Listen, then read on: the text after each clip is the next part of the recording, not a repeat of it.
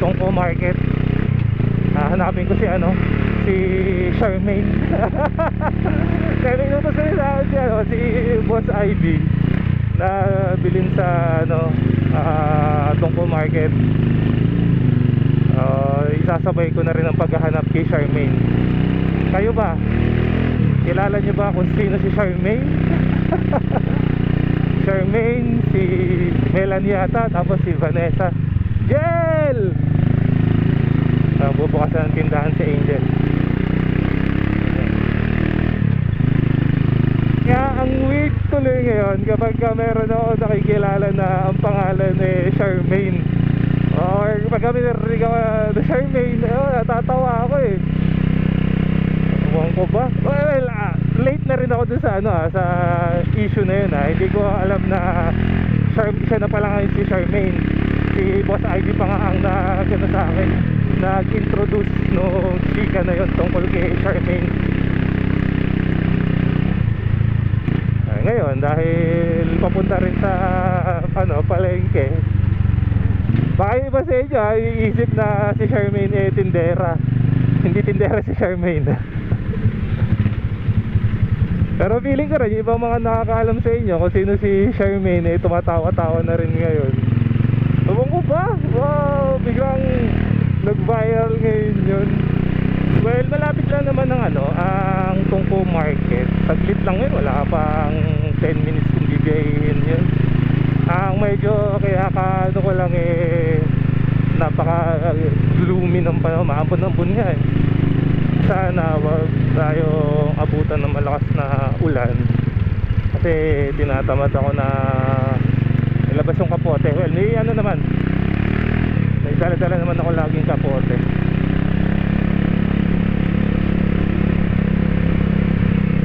Nandito ba si Charmaine? Nandyan. Oy, hindi ko nakita si Charmaine sa palengkeng to.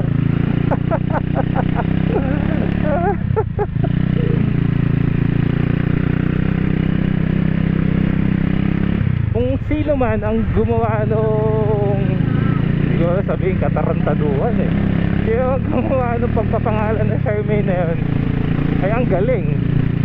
Kasi ang daming nag-recognize dun sa pangalang Charmaine para sa kanya, o bagong pangalan para sa kanya.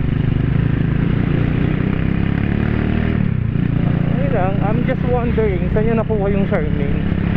Share ko nga lang din pala sa inyo yung dun sa mga mahilig mag-ukay.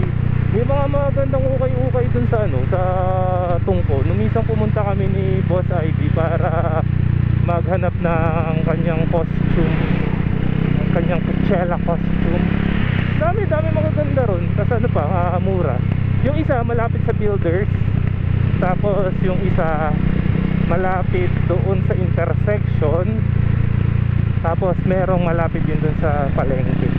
Medyo mahirap din maghanap ngayon nung pinapanap sa ni Boss ID. Hanap kasi sana strawberry. Gagawa siguro siya na ng strawberry shortcake. Meron dun sa Pure Gold, kaso frozen Tapos yung ibang mga tawag dito, ibang mga palengke na dinaanan ko kanina, wala talaga siya ng strawberry. Pero I'm sure dito sa Tongko Market meron, kasi minsan nakabili na kami rito nga lang, sahan na natin, we're not in Baguio, so malamang at sa malamang mahal ang strawberry. So pagkakaalam ko strawberry lang yata ang prutas na ang buto nasa labas. Tapos kayo, paano ba kayo kumain ng strawberry? Di ba kasi pagka kumain ng strawberry, nakita ako nanghihinayang yung kakagatin lang nila ng konti na ganun. Tapos yung tinatapon na nila, pinagdudugtungan ng tawag dito, yung kulay green, dahon. Parang sabi ko sayang Ako kasi kinakain ko pati yung dahon kasi may rin yun, may fiber. Ewan ko lang kung may fiber o dati akong kalabaw. Kalabaw, baka, kambing, kumakain ng damo.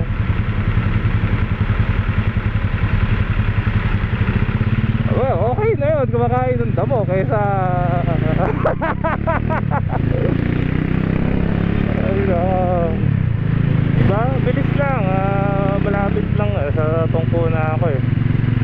yan nakalagay sa likod ng truck yung Leon.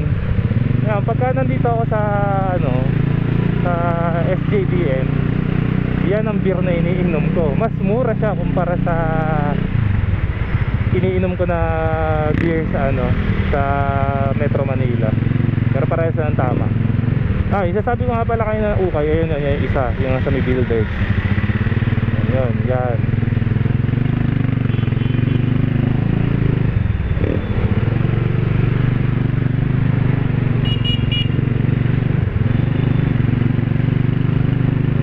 Tapos yung sinasabi ko naman na malapit sa intersection, ito yun, ito, sa right side, left side pa rin, yan, dyan, yan. Maraming dyan choices if hindi ka maselan. Ayan, meron pa nga dun,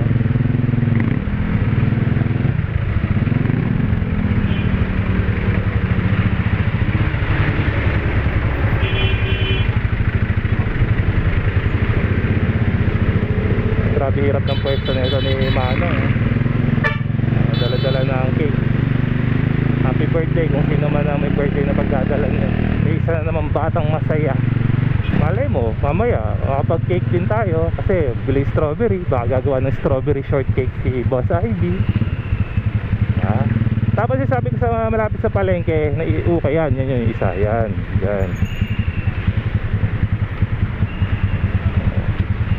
So ngayon, hanapin na natin kaya pa ni Boss Ivy strawberry. Nakita ko na si Charmaine.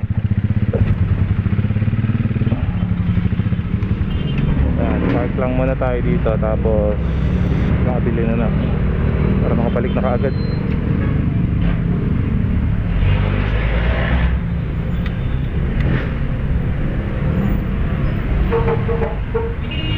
Mahirap na, baka abutan ng malakas na ulan.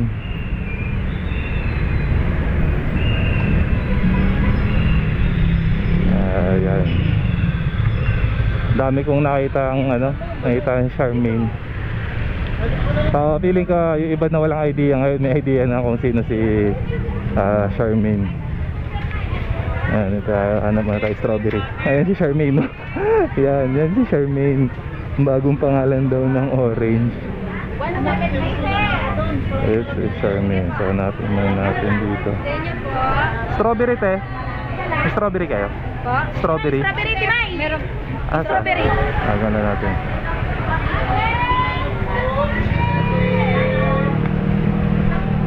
Meron dito 150. Ilan? Dalawa. Okay, sige. Nakita ko na rin si Charmaine. Ang dami nila dito. Dalawa daw te. Sige, bye-bye. Isa na lang. Isa na lang po. Okay, sige, pwede na yan. Tapos na eh.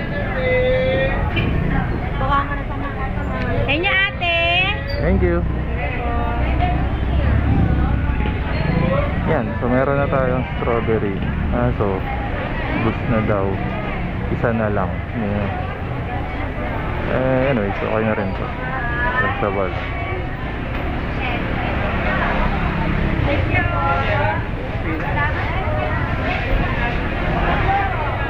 Anong tayo dito sa kabila kung meron din silang strawberry. May strawberry kayo? Magkano yung strawberry nyo? Pabili isa?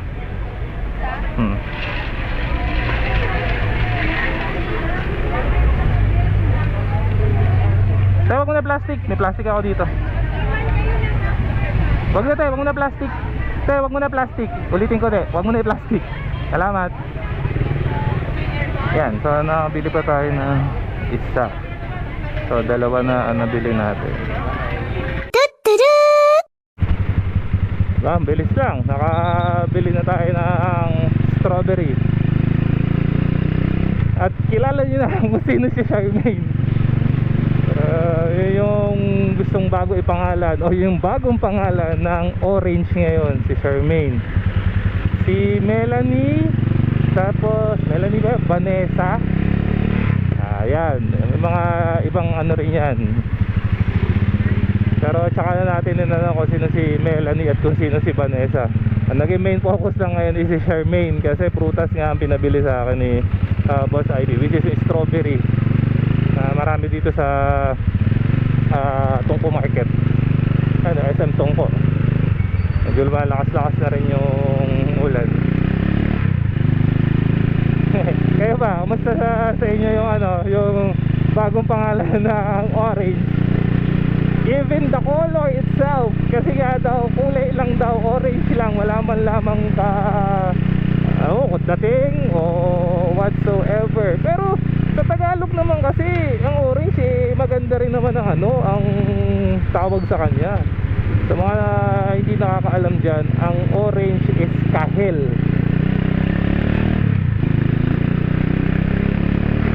Diba ang angas?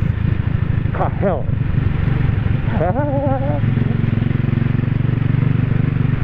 But anyway, so nakakatuwa na din kasi madaming mga establishments and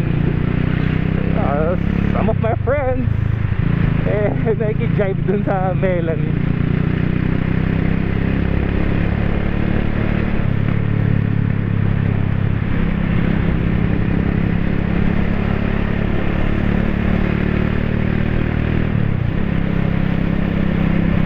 Medyo lumalakas-lakas na yung ambon.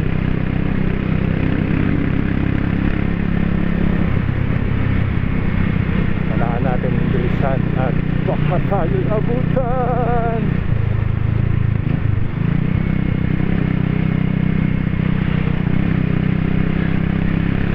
Siguro dito lang to, random vlog na to. I just wanted to share si Melanie. Or kayo, baka meron kayong ibang naiisip na pwede maging pangalan ng mga prutas. Ang dami-dami na pangalan sa orange, sa Melanie.